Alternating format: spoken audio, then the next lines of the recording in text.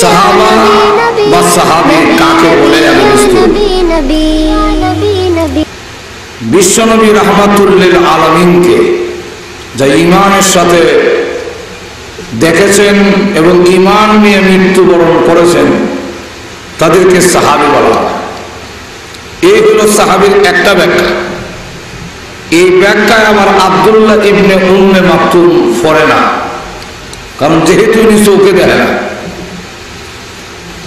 তাহলে সাহাবার আর একটা ব্যাখ্যা হইল রাসূল যাকে ঈমান অবস্থায় দেখেছেন তিনিও সাহাবা। তাহলে এই দৃষ্টিকোণ থেকে সাহাবায়ে কেরাম রাসূলকে ঈমানের সাথে দেখেছেন, অথবা রাসূল যাকে ঈমান অবস্থায় দেখেছেন।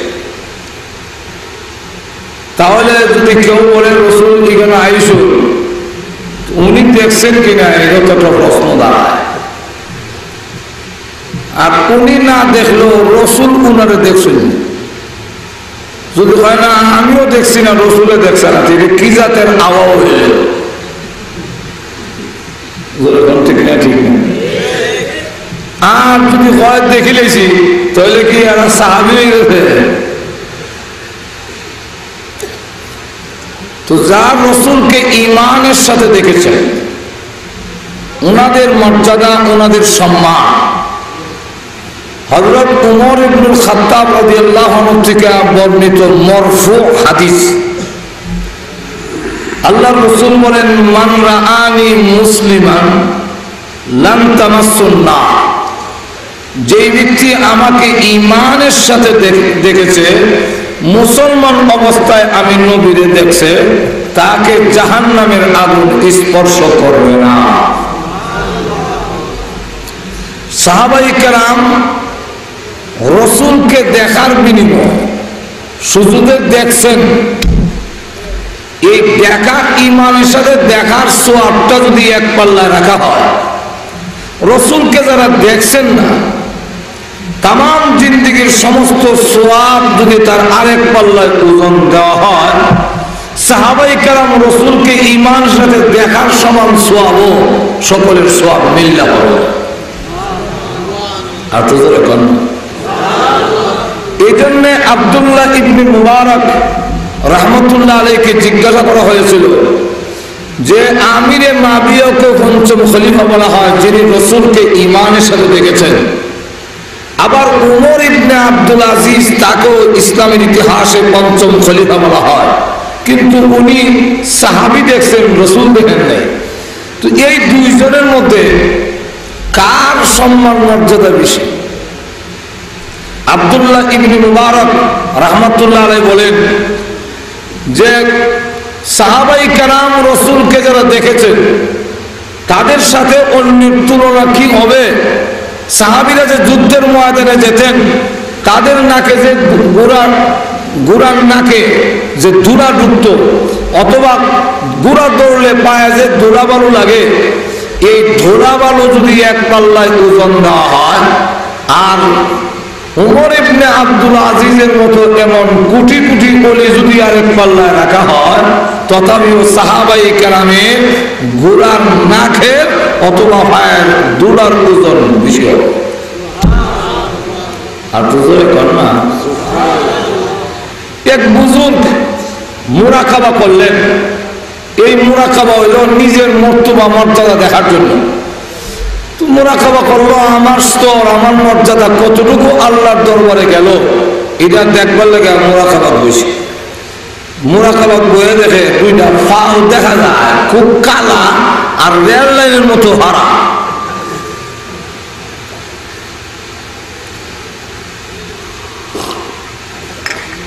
উনি বলেন, আমি মুরাকাবা করলাম, আমার মর্যাদা কত রয়েছে দেখবার লাগে। এই দুই পাও দেখা যায় কিটা? এটা কি আল্লাহর কুদরতি ভাব? আল্লাহর কুদরতি ভাব হইলে ও তো খালা, আবার রেল লাইনের লাগান ভাড়া ভাড়া দেখা যায়। এটা কিটা? এমনি শুনে আওয়াজ আসতেছে, হ্যাঁ মালিক, সারা জীবন যদি তুমি সাধনা করো তোমার মর্যাদা কতটুকু হবে দেখায় দেওয়া হয়েছে। দুইটা পা তোমার চোখের সামনে তুলে ধরা হয়েছে। এই দুইটা পা কোন নবীর নয়, নবীর হাউন খালানা। এই দুইটা পা হলো নবীর সাহাবীদের মধ্যে সবচেয়ে সম্মানী আবু বকর, আর সবচেয়ে সাহাবীদের তুলনায় সবচেয়ে নিচে হলেন ওয়াহশী রাদিয়াল্লাহু আনহু। ওয়াহশী ছিলেন হাবশী কৃতদাস আর গোলাম। সেই কালো রেল লাইনের মতো ফাউজার ভাড়া আর কালা দুইটা পা তোমার চোখের সামনে তুলে ধরে কথা বুঝায় দেওয়া হলো। সারা জীবন মুজাহাদা মুশাহাদা যা কিছু করবে, মুরাকাবা, এতটুকু মর্যাদা লাভ করতে পারবে যেখানে একজন আদনান সাহাবীর পা গিয়া পৌঁছেছে। এই দুইটা পাও দেখাইয়া তোমাকে বোঝানো হইল যে সারা জীবনের সাধনা হইলেও নবীর সাহাবীর পাও দেখানো গেছে, তুমি এতটুকু মর্যাদা লাভ করতেও পারবে না। তাহলে এখন চিন্তা করেন কোথায় গিয়ে পৌঁছে। আল্লাহর নবী বলেন, বিলাল, কিয়ামতের কঠিন ময়দানে আল্লাহ রাব্বুল আলামিন আমাকে আহ্বান করবেন জান্নাতের গেটটা খুলে দেওয়ার জন্য। কারণ কিয়ামতের মাঠে জান্নাতের চাবি আমি বিশ্ব নবীর হাতে থাকবে। একটু জোরে কর না,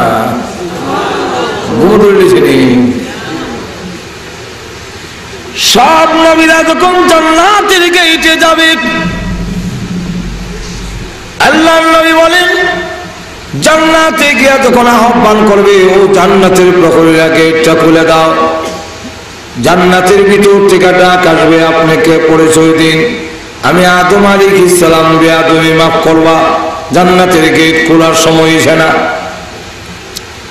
এক এক করে সব নবী যখন আহ্বান করবে আর বলবে জান্নাতের গেট খুলতে পারবো না, বলবেন সব নবীরা আসলাম, জান্নাতের গেট খুলবা না কেন?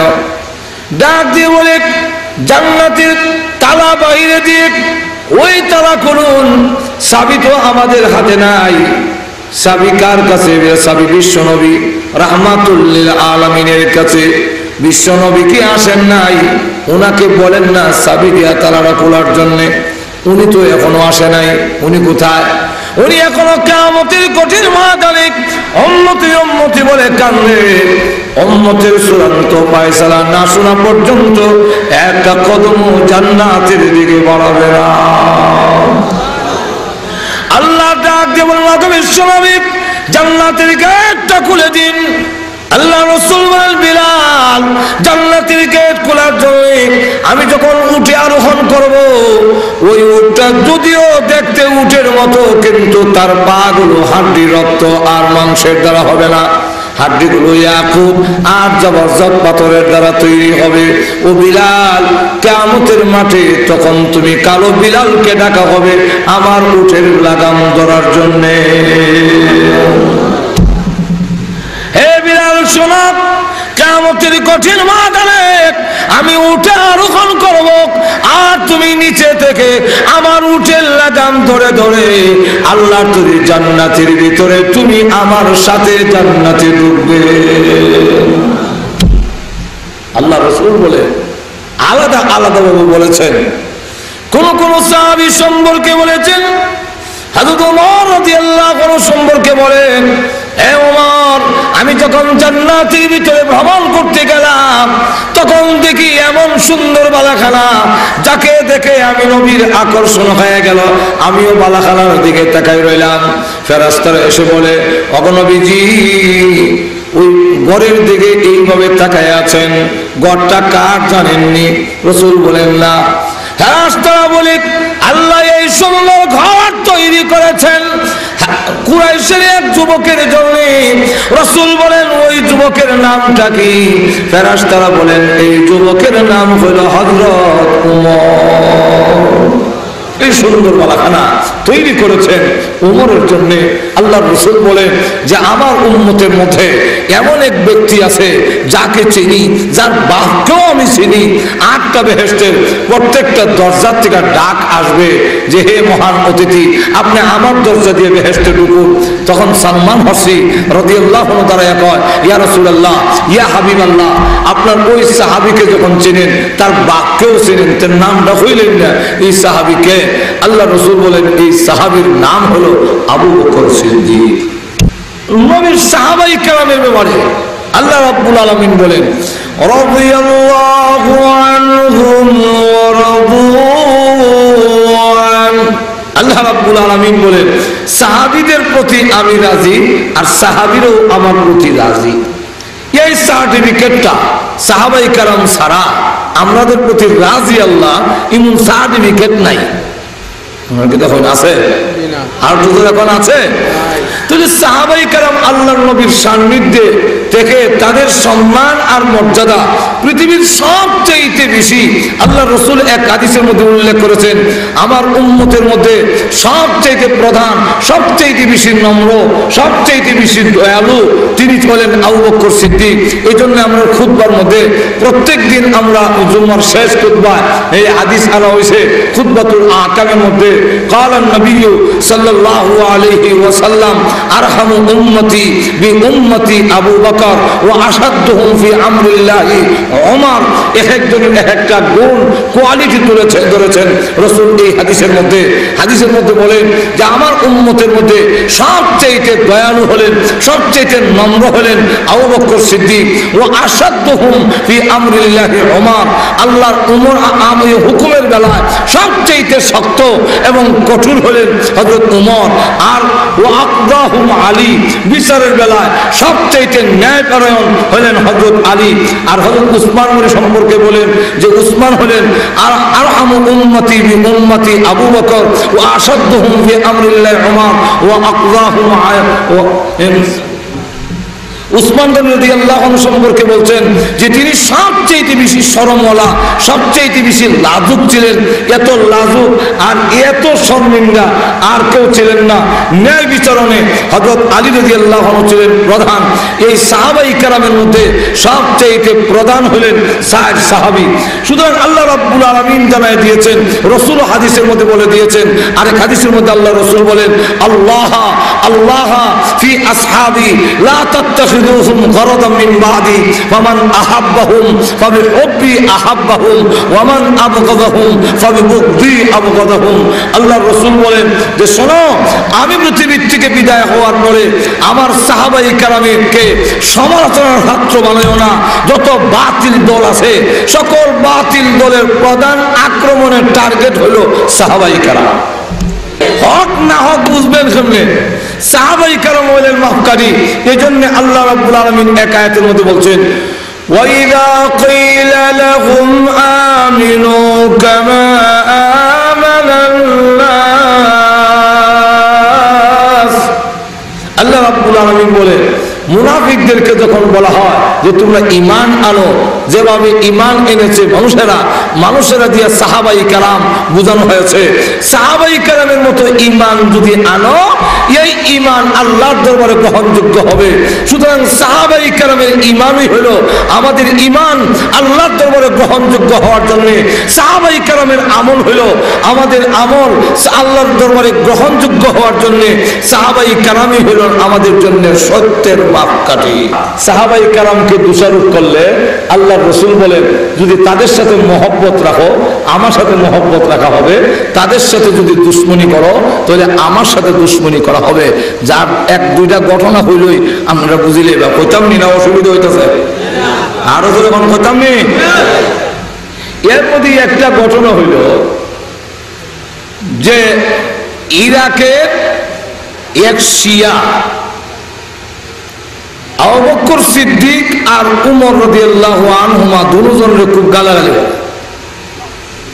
কারণ শিয়ারা আবু বকর সিদ্দিক আর উমরের নাম শুনতে পারে না, কয় দুইজন কাফের। আর কয় এরা দুইজনে আলী যে ওইতো আছিল খলিফা প্রথমে, এই আলীকে তাকে সরায় নেওয়া হয়েছে, তারা জুড়ে এই জায়গা দখল করছে। উনার নাম মুহাম্মদ ইবনে আলী আসমান রাহমাতুল্লাহ আলাইহি। তো উনি শিয়া, এই লোকটা খুব প্রভাবশালী, পয়সাওয়ালা, টাকাওয়ালা, তার বিরুদ্ধে প্রতিবাদ করতে পারে না। আল্লাহর সেই ওলি অত্যন্ত চিন্তিত হইয়া, মর্মাহত হইয়া, ব্যথিত হইয়া তিনি যখন রাত্রে ঘুমাইলেন, ঘুমানোর সময় তাকায়া দেখে আল্লাহু আকবার, আল্লাহর নবী, বিশ্ব নবী রাহমাতুল্লিল আলামিন দেখে বলছেন, ও মুহাম্মদ ইবনে আলী আসমান, তুমি এত পেরেশান কেন? কেন আজকে রাত্রে তোমার ঘুম হচ্ছে না? কারণটা কি? তখন তিনি ডাক দিয়ে কয়, ইয়া রাসূলুল্লাহ, ইয়া হাবিবাল্লাহ, আবু বকর সিদ্দিক এবং উমরকে গালিগালাজ করে আমার পাশে এক শিয়া, তার এই প্রতিবাদও করতে পারি না, আর আবু বকর সিদ্দিককে গালি দেয়, ওমরকে গালি দেয়, সেই গালি আমি বরদাস্ত করতে পারি না। সুতরাং অগরবিজি, আমি এই কারণে সারা রাত বড় পেরেশান। অথচ আল্লাহর নবী, বিশ্ব নবী রাহমাতুল্লিল আলামিনের পাশে এই দুই সাহাবী শুয়ে রয়েছে। ঠিক নেই? আর শুইছেন যে এমনি না।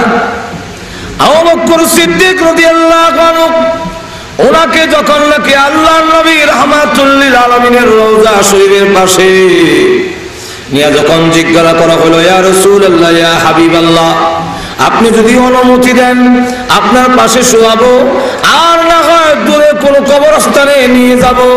এমনি শুনে রওজা শরীফ থেকে আওয়াজ আসতেছে, উদখুলুল হাবিবা ইলাল হাবিব। হে আবু বকর, হে উমর, হে আলী, আমার আবু বকর কই? আমার পাশে শোয়ানোর জন্য কোনো প্রশ্নের দরকার নাই, তাড়াতাড়ি আমার পাশে শোয়া দাও। এতদিন ছিল দুনিয়ার সাথী, এখন থেকে হয়ে যাবে রওজা শরীফের সাথী। হযরত উমর রাদিয়াল্লাহু আনহু, উনাকে যখন নাকি কবর শোয়ানো হয়েছে, মুনকার নাকির হয়েছে, মুনকার নাকির এখন মার রাব্বুকা, মার রাব্বুকা যেমন হয়েছে, আল্লাহর রাসূল দেখতেছেন উমর তো খুব গরম মিজাজের, কোন যায় না, মুনকার নাকির রসর মারতে হয়। ফাসাদহুম ফি আমরিল্লাহি উমর, মার রাব্বুকা। তখন উনি কয়, আল্লাহর রাসূল বলেন, হে মুনকার নাকির, কোথায় জিজ্ঞাসা করতে আইছো মার রাব্বুকা? তোমরা রব যেই পরিমাণ ছিল, এক চাইতে 1000 গুণ বেশি রব চিনে আমার ওমর, প্রশ্নের দরকার নাই, তাড়াতাড়ি সরে দাও। তো সেই আবু বকরের উমরকে গালি দেয়। রাসূল বলেন, তাই নাকি? বলে, হ্যাঁ, আমার উমরে গালি দেয়। এক শিয়ার নাম লিখে লিছে হযরত ইমাম আবু হানিফা রাহমাতুল্লাহ আলাইহির বাড়ির পাশের বাড়ি। হ্যাঁ শিয়া, হ্যাঁ দুইটা গুড়া, একটা গুড়ার নাম রাখছে আবু বকর, আরেকটার নাম রাখছে উমর। হ্যাঁ, আবু বকর সিদ্দিক নামে যে গুড়া রাখছে এটা রসওয়ার হইয়া পাও, আবু বকর রস, উমরের রসওয়ার হইয়া হয়, আমি উমরে দৌড়াই। চিন্তা করি কত বড় বেয়াদ। একদিন গুড়া লাত্তি দেয়া তল ফেরা, এমন লাত্তি দিছে, এক লাত্তি খতম। হযরত ইমাম আবু হানিফা রাহমাতুল্লাহ আলাইহির কাছে যখন খবর গেল যে পাশের বাড়ির শিয়ারে গুড়া লাত্তি নামে নিয়েছে, উনি এমনি ইচ্ছা কয় যে গুড়াটা লাত্তি দিছে এটার নাম মনে হয় উমর। এমনি জিগা, হুজুর আপনি কেমনি বললেন? ঠিক হয়ে এটাই লাত্তি দিছে। এটা আপনি গাইবি খবর কেমনে জানলাম? বলে, আমি নামের আসর, এটা হলো নামের তাসির, যে গুড়ার নাম উমর রাখছে এটাই লাত্তি দিব, কারণ অন্যায় দেখলে উমরই সর মারে এবং লাত্তিটা তলফল মারে লিখো দুনিয়া। এর লেগে এটা নামের আসরে উমর যে গুড়াটার নাম রাখছে এটা লাত্তিটা তার তলফল মারেছে। আল্লাহ নবী রাহমাতুল্লিল আলামিন ডাক দিয়ে বলেন, এক কাজ করো। বলে কি? যে আমার আবু বকরের গালি দেয়, যে আমার উমর বেগেলা, ইদারে তুমি পারবানি জব করতা? হুজুর আপনি কইলে রেডি। রাসূল বলেন, এই নাও ছুরি দিলাম, এর জব করিলাম। মুহাম্মদ ইবনে আলী আসমান রাহমাতুল্লাহ আলাইহি, উনি বলেন, স্বপ্নে রাসূল আমার হাতে ছুরি দিলেন, আমি ছুরিটা লইয়া হের শিয়ার বাড়িতে গেছি।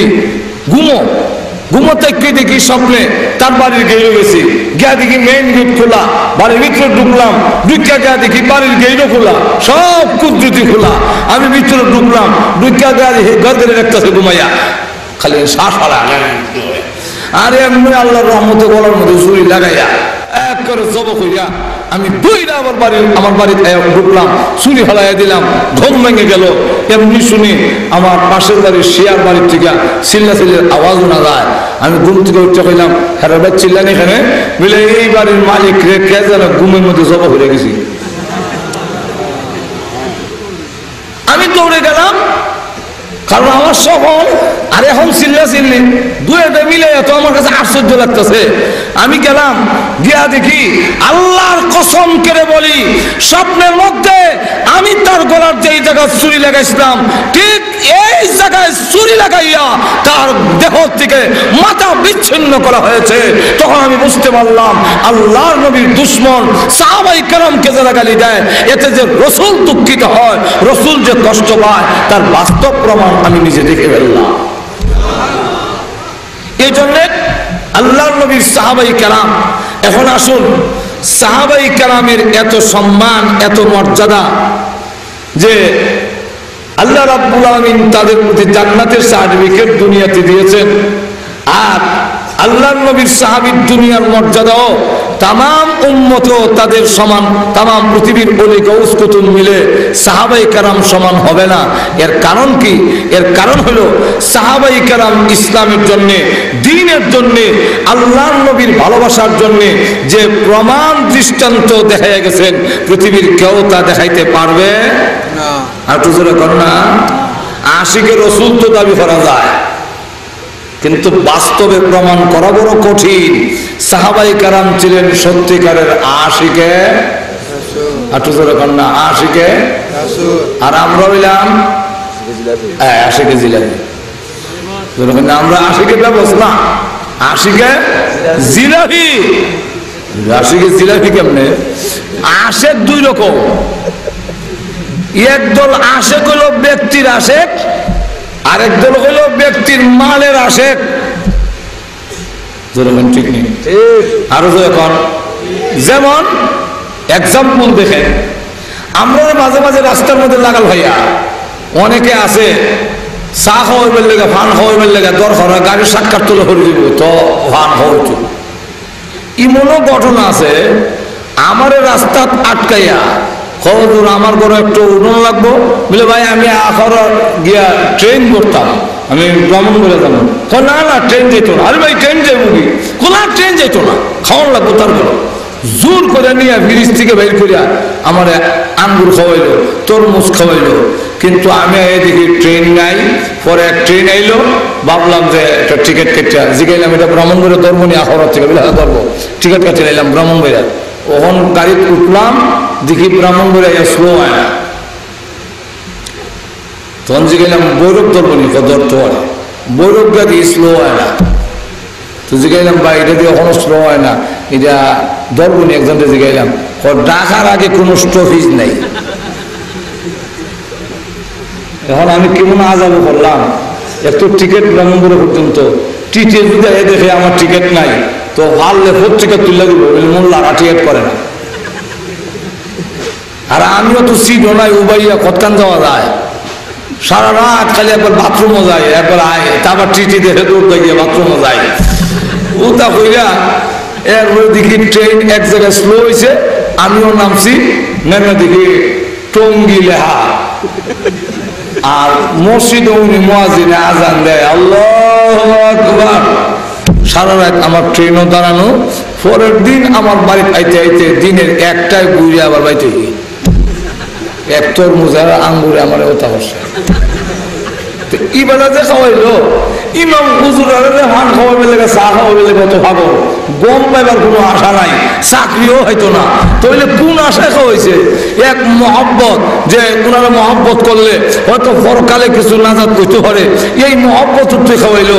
তো দেখা যায় এক লইলে ব্যক্তির মহব্বত, আবার মাঝে মাঝে গাড়ি আটকাইয়া দা আর ছুরি, দা গলা ধইরা ছুরি বুকের মাঝে ধরে এখন মোবাইল দিলেন, তাড়াতাড়ি দেরি বঞ্চিত না, এরপর বসে কিতা আছে তাড়াতাড়ি দিলেন দিলেন দিলেন তাড়াতাড়ি দেন, অন্তিনি করলে ছুরিতে হার মারে। তো সুর আড্ডা খাইতে মালের মালিক রে চুরি দিয়া হারায়, আর তার মাল রে বড় মহব্বত করে, মোবাইলটা বড় আমার পছন্দ লাগে তার।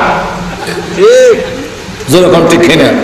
মোবাইলকে ভালোবাসে মোবাইলকে মহব্বত করে, আমার টাকাকে মহব্বত করে, মালিকের মালকে মহব্বত করে, আর মালিকের চুরি দিয়ে ফাল মারে, তাহলে বোঝা গেল হ্যাঁ মালিকের আশেক না, মালিকের মালের আশেক।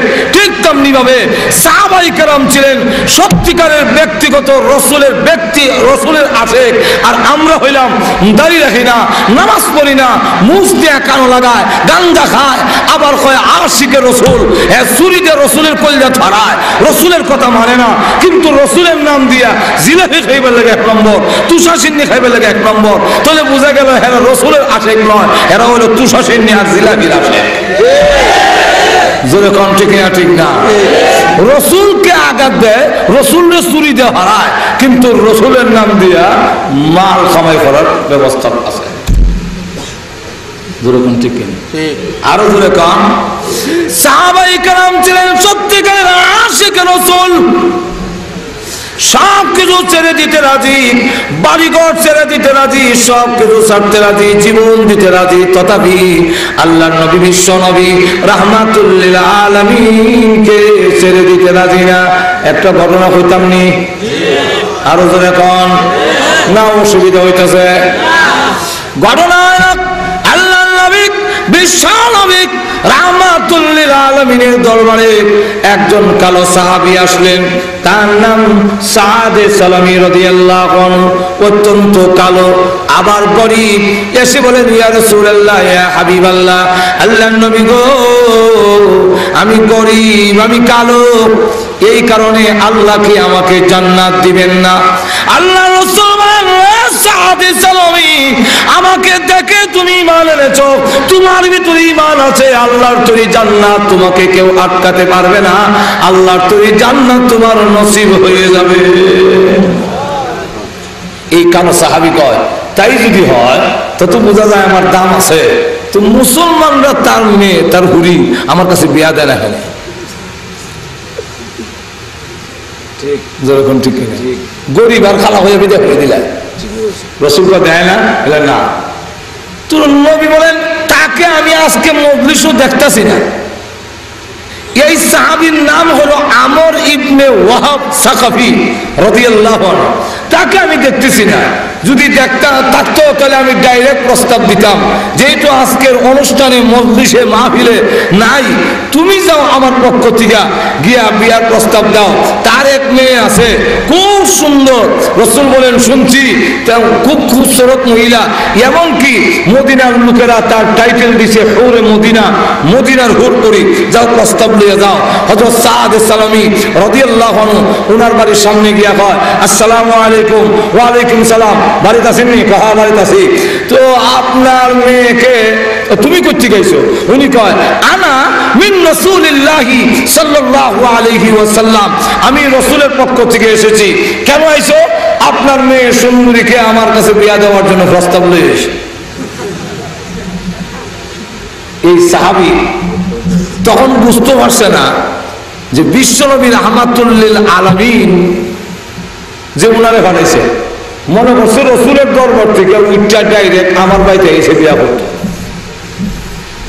তাই তিনি ডাক দিয়ে বলেন, না না না, ইমন খালা বেটার গরিব বেটার কাছে কেমনি বিয়া দেয়?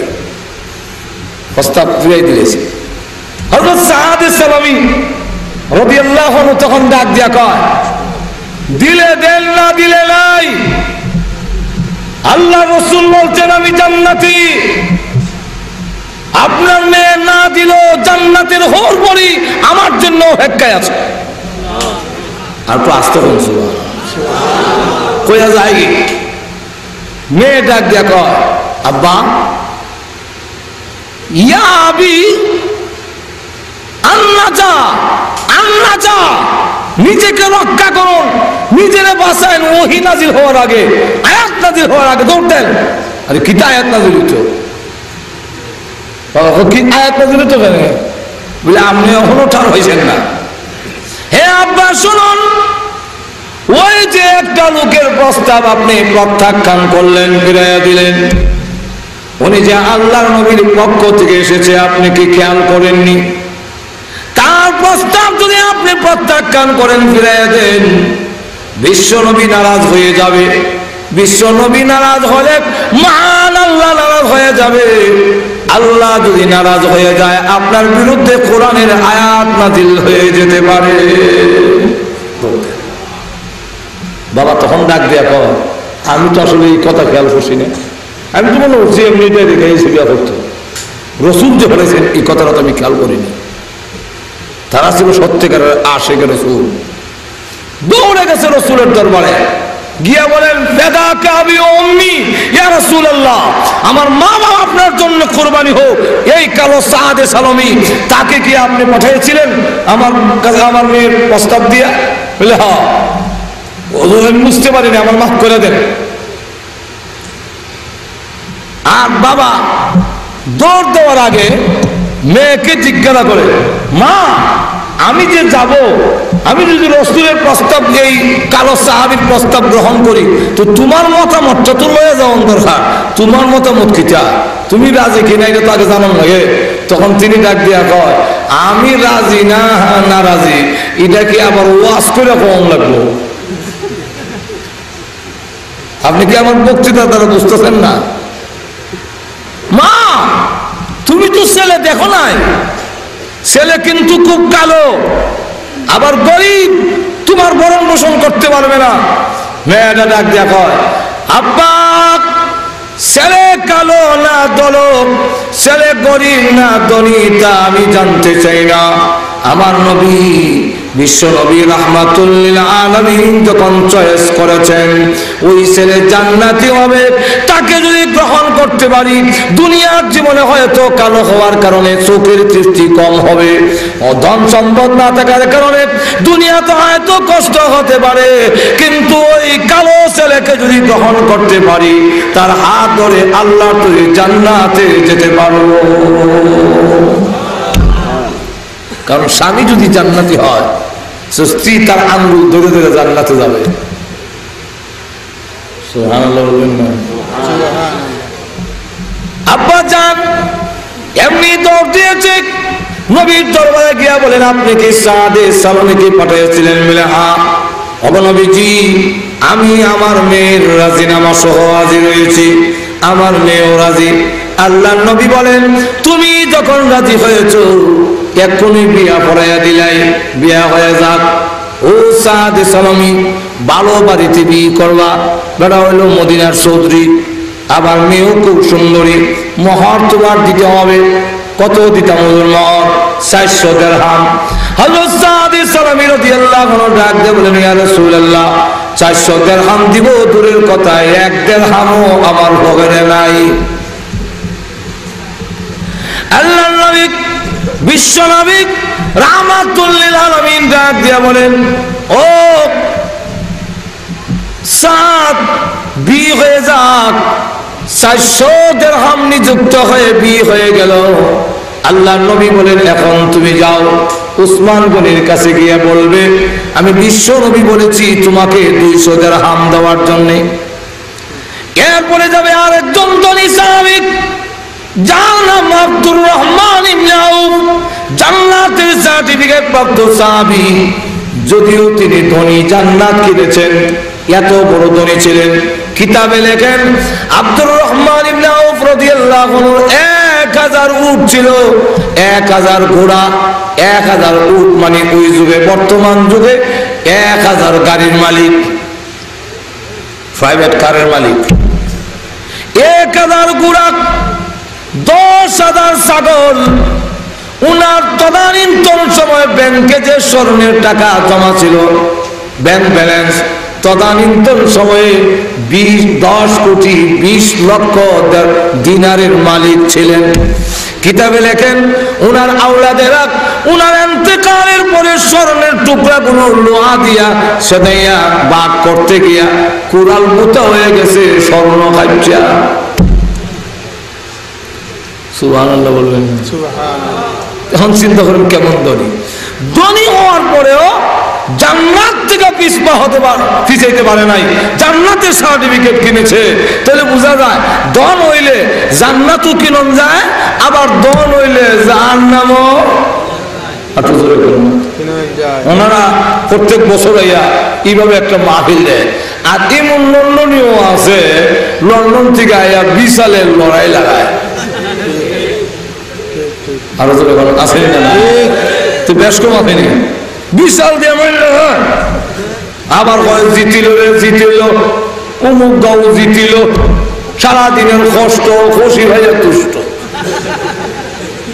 একদিন দেখি মিছিল দেওয়া যায়, আর আমি আমার গাড়ি আটক, এরা মিছিল দেয়। গ্রামের নাম হইতাম না এই কারণে, যেহেতু আপনারা গ্রাম চিনি নেই, এর লেগে হইতাম না। এরা মিছিল দেওয়া যায়, কয় জিতিল রে জিতিল, অমুক দল জিতিল, সারাদিনের কষ্ট, খুশি ভাইয়া তুষ্ট। আমি কই জাহান নামের ভার খাইয়া আরো বেশি তুষ্ট হইবা। ভাইরা আমার, লক্ষ্য করে দেখুন, কেউ টাকা হলে জান্নাত কিনে, আর কারো টাকা হলে জাহান্নাম কিনে। তখন ওই সাহাবী আব্দুর রহমান ইবনে আউফ রাদিয়াল্লাহু আনহু উনার কাছে যাইবা, গিয়া বলবা আমি রাসূল বলেছি আরো 200 দিরহাম দেওয়ার জন্য। তখন কত হইব? আপনি জোরে বলেন কত হইছে? তো 400 দিরহাম যদি হয়, বেড়ার মোহরের টাকা হইছে নি? আপনি জোরে কম। এখন খালি মোহরের টাকা দিলে স্নো পাউডার, জুতা মোজা, কাপড় চোপড় কিনুন লাগতো না?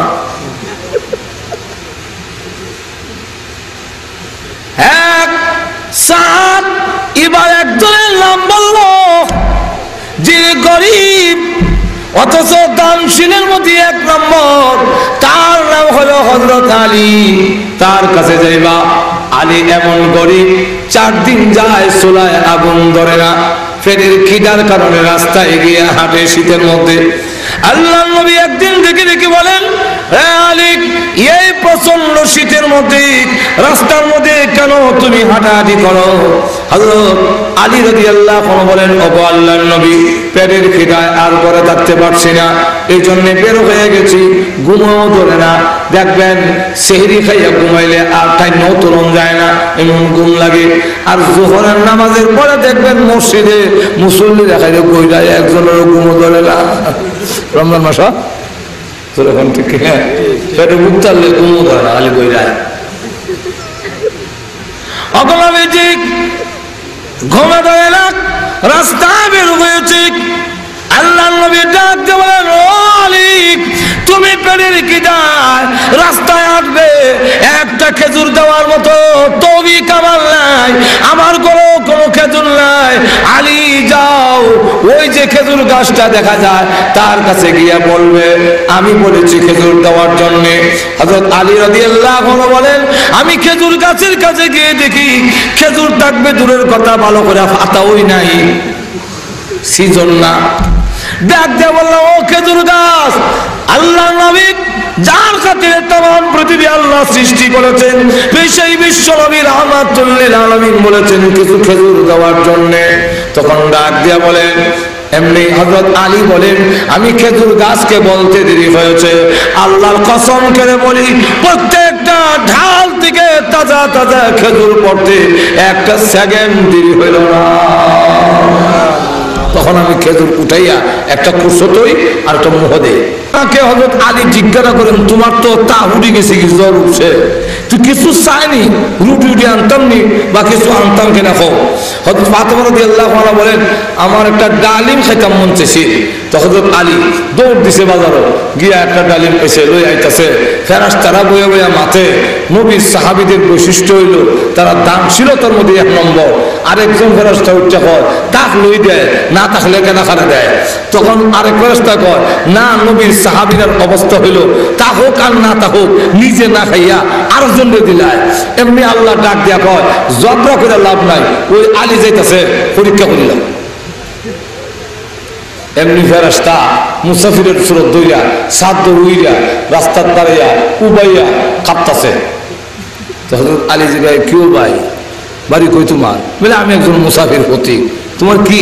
বলে, আমার তাহুরি গেছি কয়েকদিন ধরে, বলো তা। তো আচ্ছা, তোমার কি হেল্প করতাম, তোমার কি সাহায্য করতাম বাড়ি? ও সাহায্য আর কিটা, আমার মনটা চাইছিল একটু ডালিম যদি খাইতাম। আমরা কইলাম, হইলো তোমার সৌখ দোষ, আমার ডালিম দিকে লিছো না। হযরত আলী রাদিয়াল্লাহু বলেন ভাই একটা ডালিম ওই আমার বউ বিছনা শুয়ে রয়েছে তার তা উঠছে, হ্যাঁ আমি একটা ডালিম লইছি আর কোনটা তোমার জানে চাইনি কম এটা বাদ দিয়া কোন না আমার ডালিম চায়। উনি বলেন না এটা তো দেওয়া যায় না।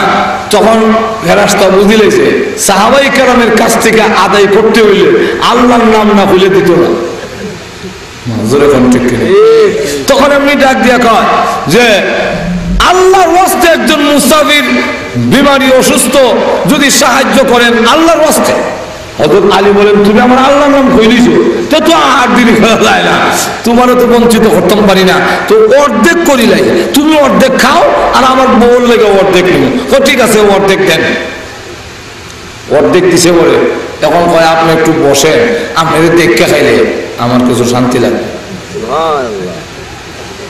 তো হযরত আলী বলেন খাও ঠিক আছে। অর্ধেকটা খাই এখন আমার অর্ধেকটা কলজা ঠান্ডা হয়ে গেছি, বাকি অর্ধেকটা যদি দিলে চাই তো পুরাটা কলজা ঠান্ডা হয়ে গেল। হযরত আলী রাদিয়াল্লাহু আনহু বলেন তুমি বাকি অর্ধেকটা চাও ওইটা কেমনে চাও? না আমার জন্য না আল্লাহর ওয়াস্তে যদি দেন।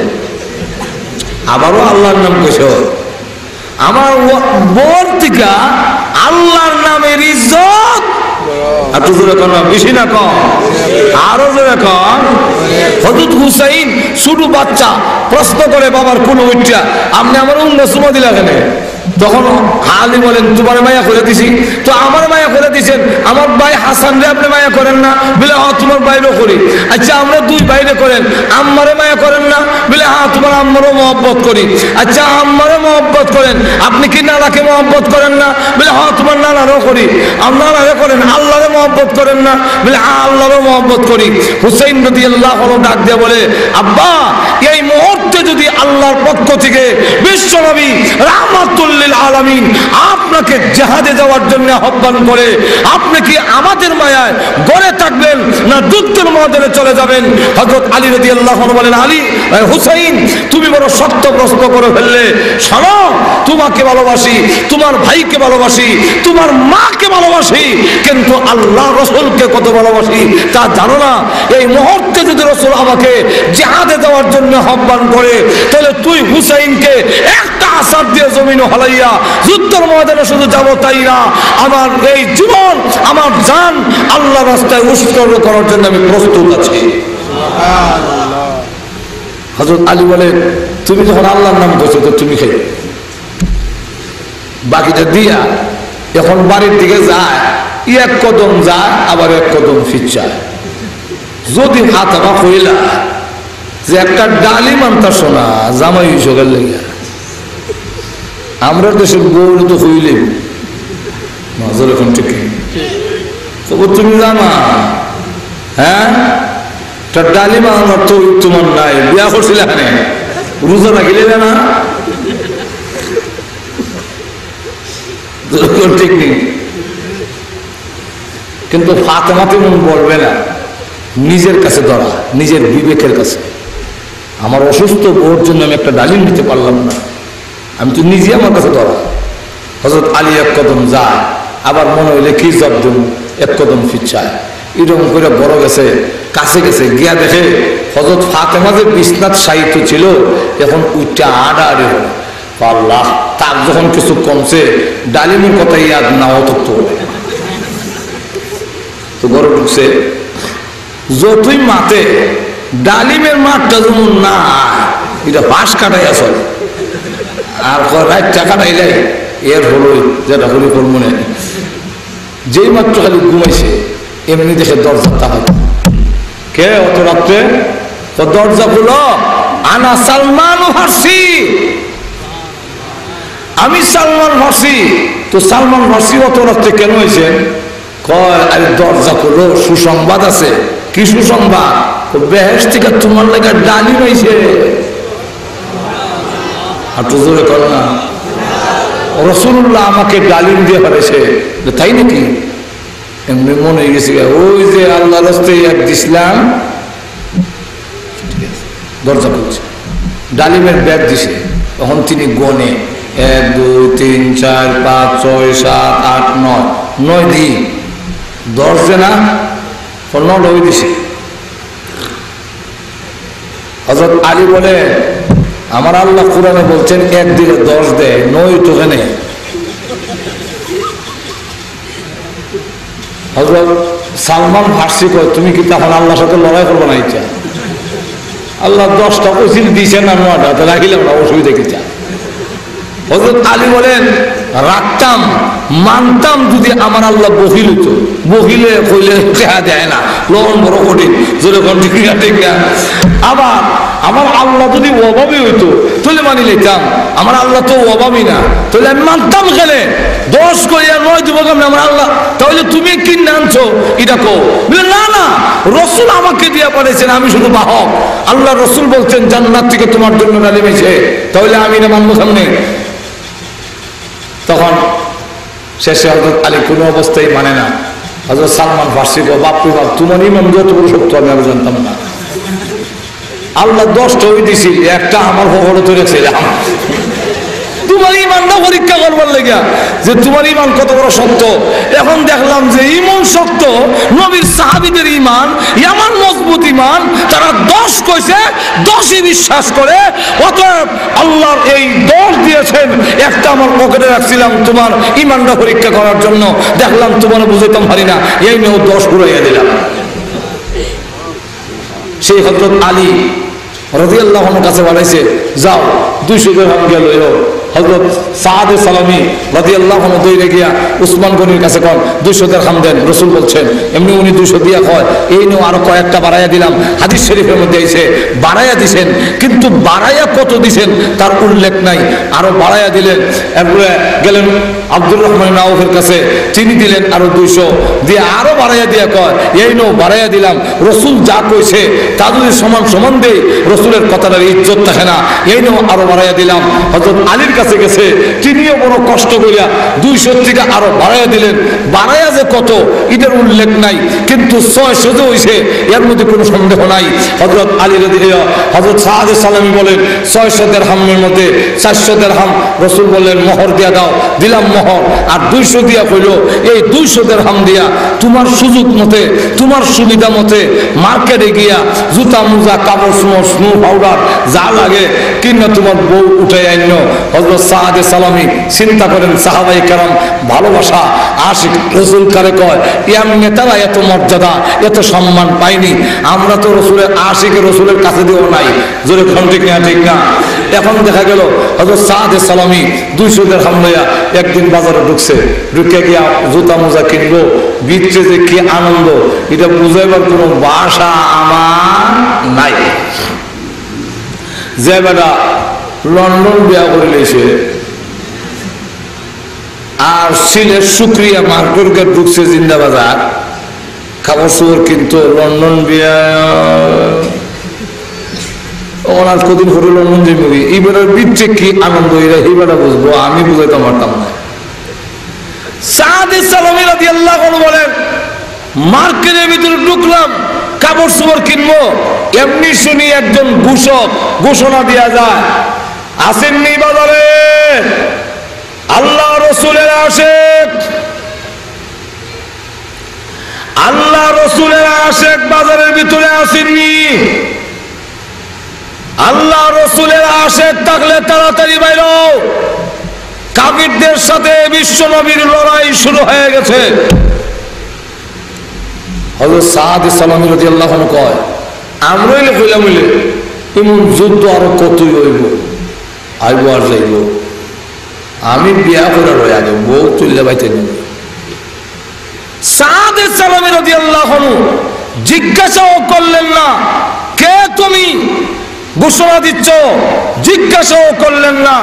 না করে 200 দিরহাম থেকে কেচোটা দিরহাম দিয়ে একটা ঘোড়া কিনলেন, একটা তরবারি কিনলেন, কিনে ঘোড়ার উপরে উঠে কাপড় দিয়ে মাথা থেকে পা পর্যন্ত সমস্ত শরীর ঢাকা তিনি যখন রওনা দিলেন, এই অবস্থায় জিহাদের ময়দানের দিকে ডাইরেক্ট গিয়ে যুদ্ধের মধ্যে নেমে গেলেন। নেমে কাফেররা দৌড়ায়, সাহাবায়ে কেরাম এবং বিশ্বনবী রাহমাতুল লিল আলামিন আশ্চর্য হয়ে গেলেন, এই লোকটাকে যে দেখা যায় না, কাপড় দিয়ে ঘুরে রাখছে, ফেরেশতা হইলে তো কাপড় দিয়ে ঘুরার কথা না, মুসলমান যদি হয় তাও তো কাপড় দিয়ে ঘুরার কথা না, কিন্তু কিন্তু আবার আমাদের পক্ষে লড়াই করে কাফেরদেরকে দৌড় দেওয়ায়। বুঝতে পারলাম না ব্যাপারটা, এরা কে?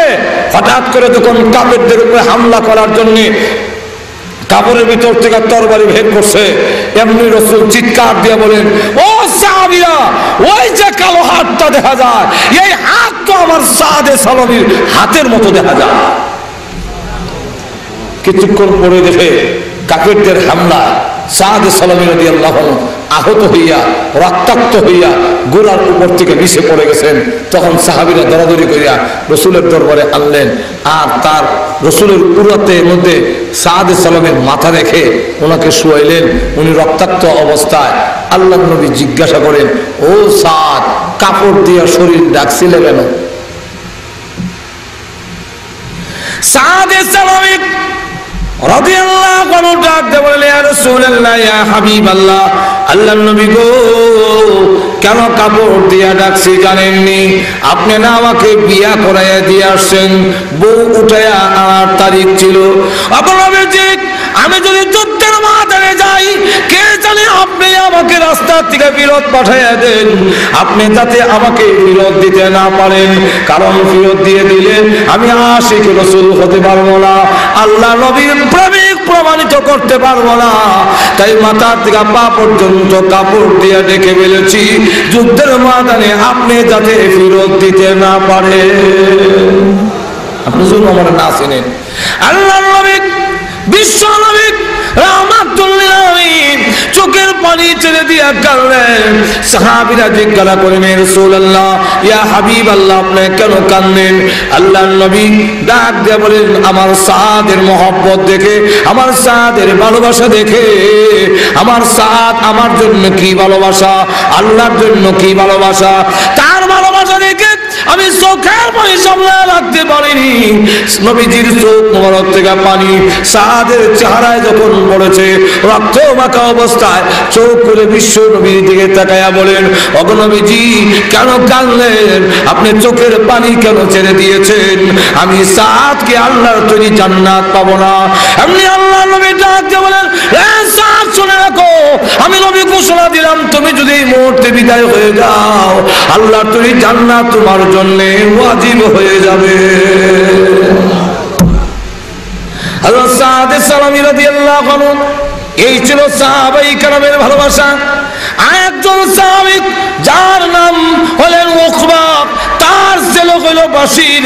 বশির ইবনে উকবা রাদিয়াল্লাহু আনহু 7 বছরের ছেলে, তার কেউ নাই। এই অবস্থায় 7 বছর ছেলে রেখে নবীজির সাথে যুদ্ধের ময়দানে চলে গেলেন।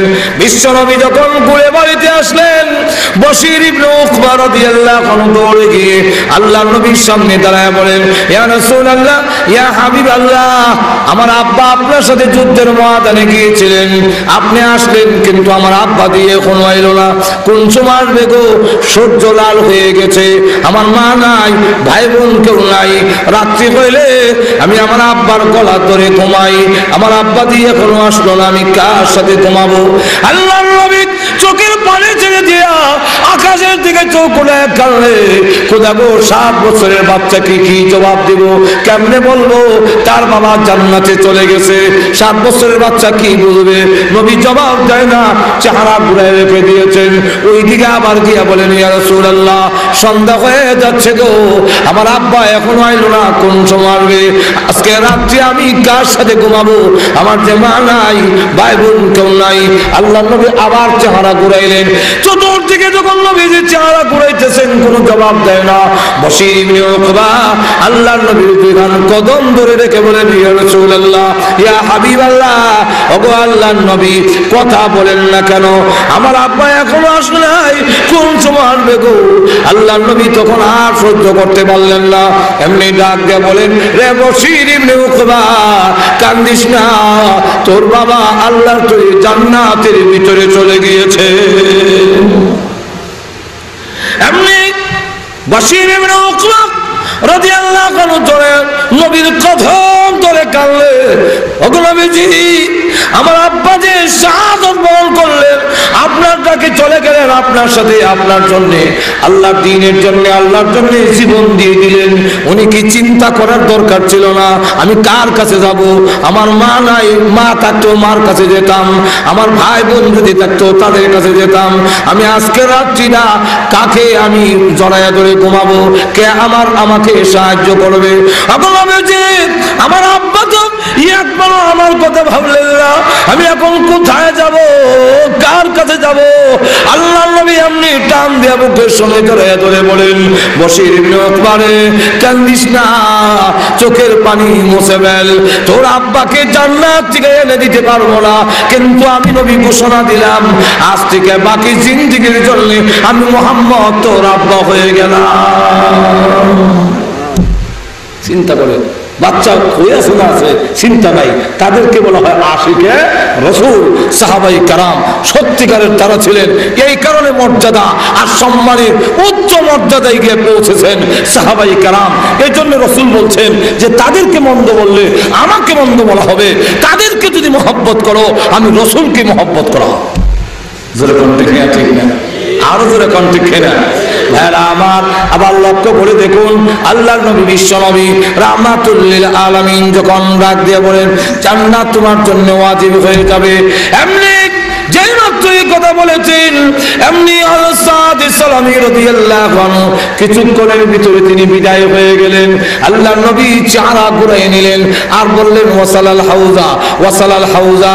নবীজি চোখের পানি ছেড়ে দিয়ে এখন মুস্কি হাসে আর কান্দে না, চেহারা ঘুরাইয়া তিনি মুস্কি হাসেন আর বলেন ওয়াসালাল হাউজ। সাহাবায়ে কেরাম জিজ্ঞাসা করে ইয়া রাসূলুল্লাহ, ইয়া হাবিবাল্লাহ, ওগো আল্লাহর নবী আপনি বলুন তো দেখি এখন কেন আপনি আবার হাসলেন, কেন চেহারা ঘুরাই নিলেন? আল্লাহ রসুল বলেন, আল্লাহ রসুলকে প্রশ্ন করেন ওয়াসালাল হাউজার অর্থ কি? আল্লাহর নবী ডাক দিয়া বলেন আমার সাদির রূহ বের হইয়া এই মুহূর্তে হাউজে কাউসারের পার পৌঁছে গিয়েছে।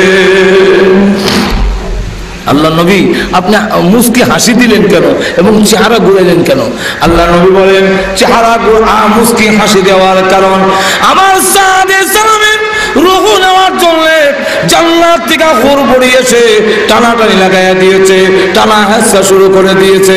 টানাটানি কে আগে জান্নাতে নিয়ে যাবে, কে আগে তাকে জান্নাতে নিবে, তাদের কারাকারি আর টানাটানি দেখে আমি রাসূল মুস্কি হাসির হামলায় রাখতে পারি নাই। আর কারাকারি টানাটানি করতে গিয়া হুরপুরীদের কাপড় জাগা খুঁজে না, হুরপুরীদের কাপড় আলু পর্যন্ত উঠে গেছে। এই দৃশ্য দেখে আমি রাসূল শরমে আমার চেহারা ঘুরাইয়া নিয়েছি।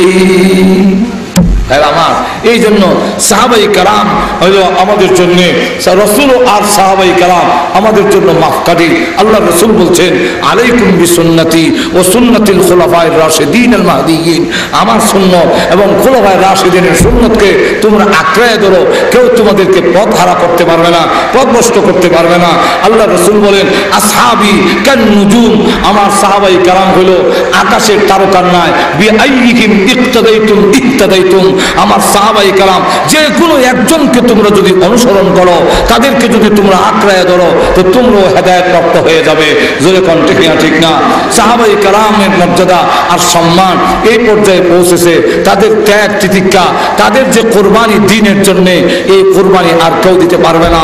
সুদূর মক্কা থেকে মদিনা হইয়া আমাদের এই তিলক পর্যন্ত ইসলাম আসতে গিয়ে সাহাবায়ে কেরামের রক্তের উপরে ভর দিয়ে এসেছেন। এই জন্য আসুন আল্লাহ রাব্বুল আলামিন আমাদের তৌফিক দান করুন, আমরা যেন জীবনের সর্বক্ষেত্রে আল্লাহ রাসূল এবং সাহাবায়ে কেরামকে অনুসরণ করতে পারি। ওয়া আখিরু দাওয়ানা আলহামদুলিল্লাহি রাব্বিল আলামিন।